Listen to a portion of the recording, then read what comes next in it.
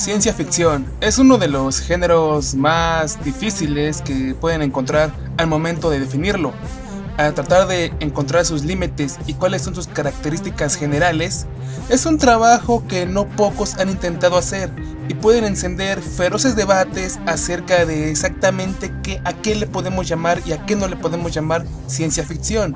Existen algunos puristas, en mi opinión demasiado cerrados, que consideran que para que una historia sea ciencia ficción debe tratarse de una historia que gira alrededor de un descubrimiento científico y cómo ese descubrimiento afecta la forma de vida de los seres humanos. Es decir, para ellos la ciencia ficción tiene que estar en un rollo más filosófico y existencialista. Y si aplicáramos esa definición, entonces películas tales como La Guerra de las Galaxias no serían ciencia ficción.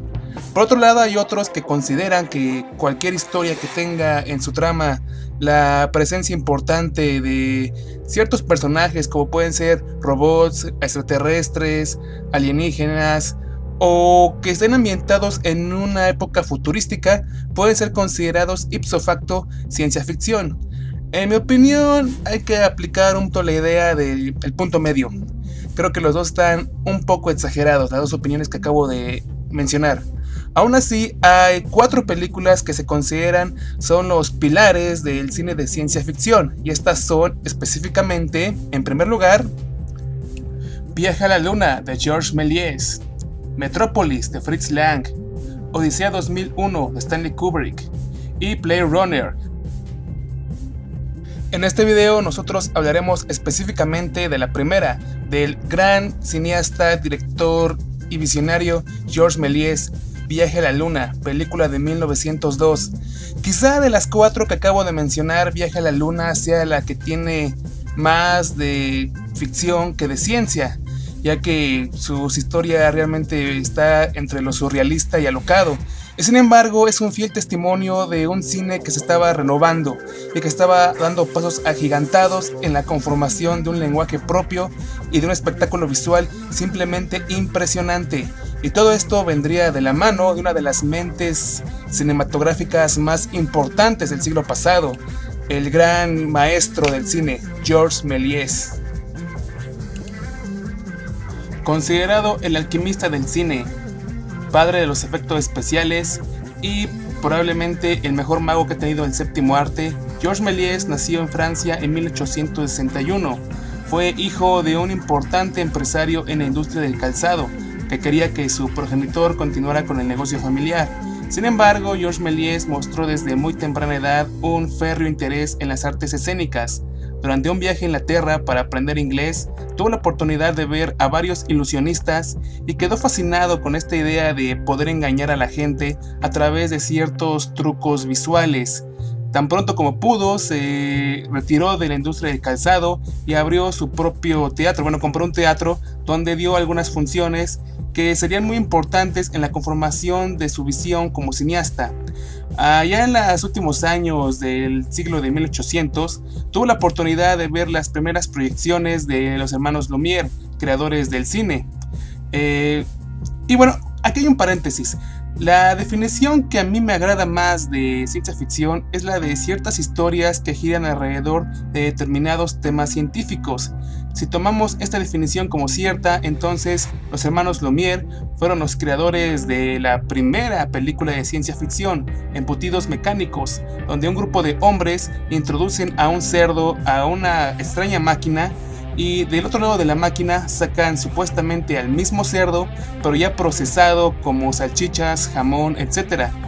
Esta idea de esta máquina futurística, sería lo que justificaría definirla como la primera película de ciencia ficción, ya que mantiene esta constante de un tema científico, que es esta extraña máquina matacerdos.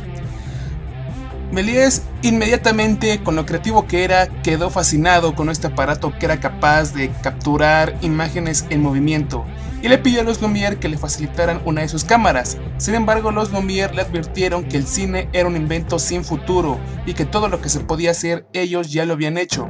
Ante esta negativa, Méliès fue con otro inventor y creó su propia cámara.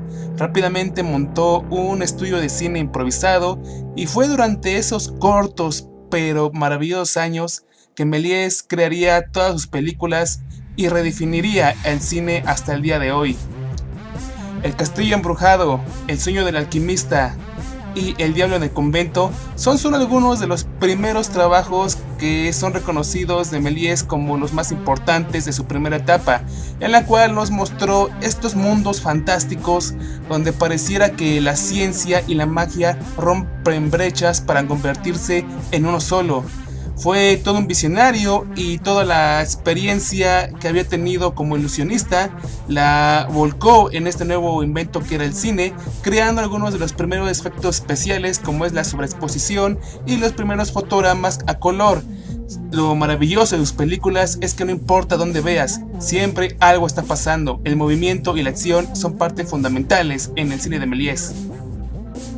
Si bien no tardó en obtener cierto reconocimiento, la consagración total de Méliès en el mundo del cine llegaría hasta 1902, con lo que es muy probablemente su obra maestra, que lo convertiría en una leyenda, Viaje a la Luna.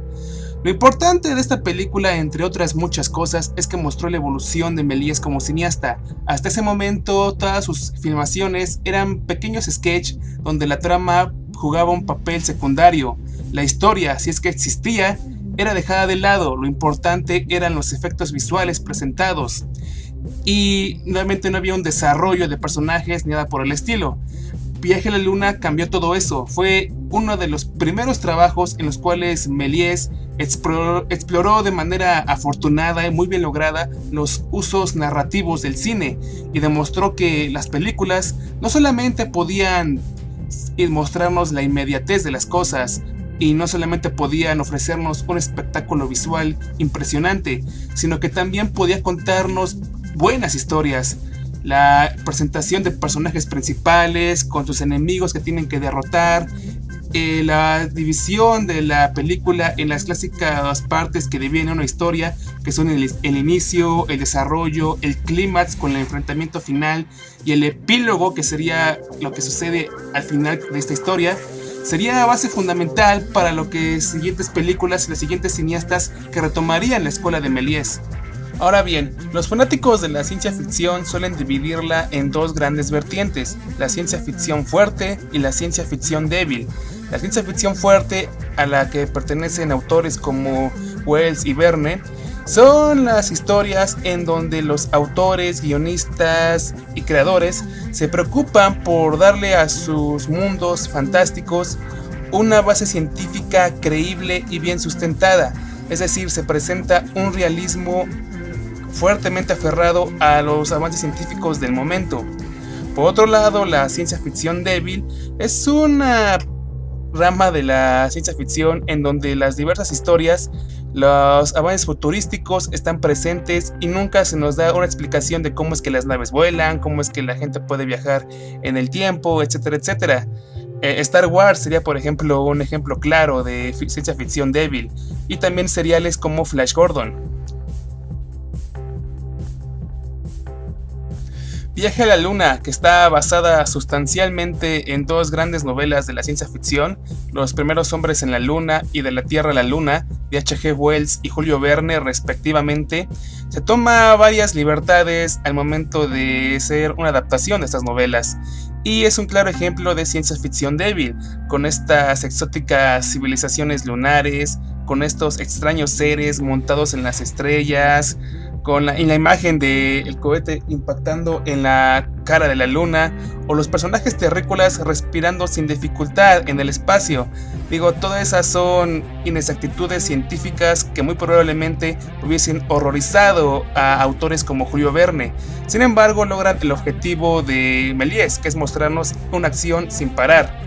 La fórmula de Viaje a la Luna, Méliès la continuaría en algunos de sus siguientes trabajos más importantes, como Un viaje a través de lo imposible y La conquista del polo, donde siguió con estos maravillosos efectos especiales que al mismo tiempo contaban una historia llena de imaginación y fantasía, que fue fuerte inspiración para otros cineastas, entre ellos Segundo de Chomón, creador del stop motion y uno de los cineastas más importantes del cine español.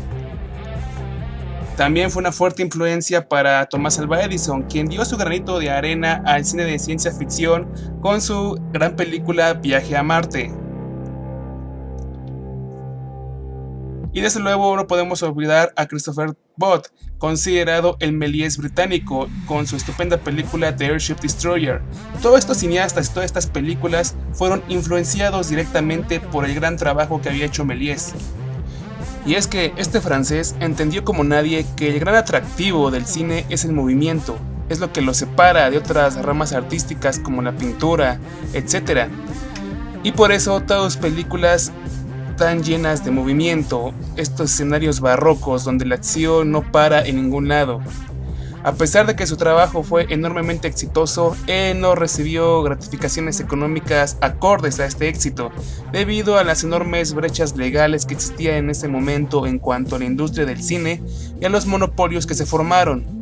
Terminó trabajando como un simple asalariado para los magnates de la industria, lo cual acabaría por matar el amor de Méliès al cine, teniendo que retirarse prematuramente y después de incursionar en varios proyectos artísticos que fracasaron, quedaría en la ruina, vendiendo gran parte de sus creaciones con las que había hecho sus películas. Sin embargo, poco antes de morir, una nueva generación de directores, especialmente los surrealistas, lo descubrirían o lo redescubrirían y le darían el reconocimiento que siempre se mereció. Poco antes de morir, Méliès recibió algunos de los honores más grandes que un francés puede tener, y a pesar de que ya no está con nosotros, su trabajo quedaría para la posteridad. Y con eso terminamos el video de esta semana. Si te gustó, ya te la sabes, dale like, suscríbete, ayúdame a hacer este proyecto más grande. Desde la onceava dimensión nos estamos viendo muy pronto.